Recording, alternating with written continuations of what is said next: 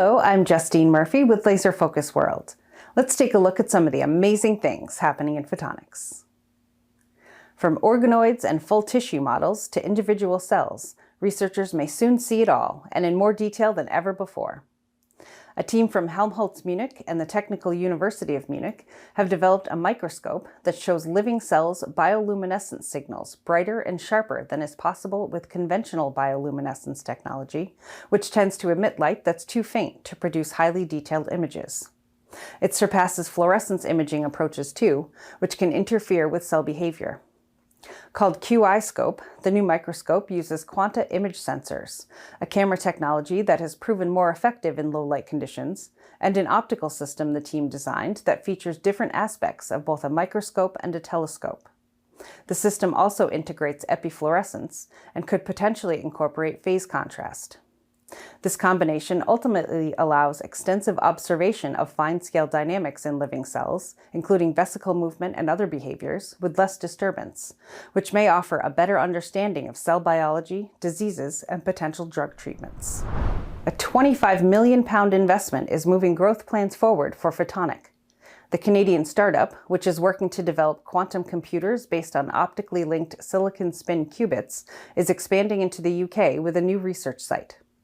Photonics team says this will allow them to scale globally while working alongside the UK's national quantum strategy to ultimately deliver quantum technologies. The expansion is also expected to create more than 30 jobs. Volantis, a California-based semiconductor startup specializing in photonic integrated computers for AI, will receive $9 million in seed funding to develop photonic interconnects based on densely parallel optical waveguides, which involves directly modulated vertical cavity surface emitting lasers, or VCSELs. Company officials say the funding, backed by several investors, including OpenAI, will essentially help accelerate their technology's commercialization. The major challenge quantum computing and technologies face is scalability, not feasibility. Many proofs of concept show bits and pieces of how quantum computers work, but a problem persists: finding a way to scale them up so quantum information systems are large enough to perform useful functions. But that could soon all change thanks to some exciting developments.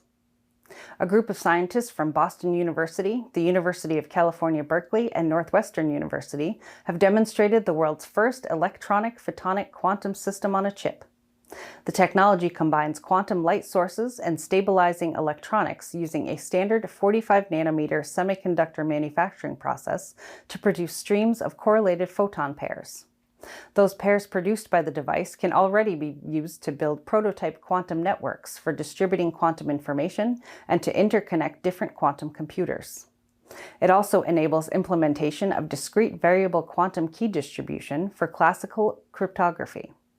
And an important aspect is the 1550 nanometer wavelength the team uses. It's compatible with existing long-haul fiber infrastructure, where quantum and classical signals can coexist on the same fiber.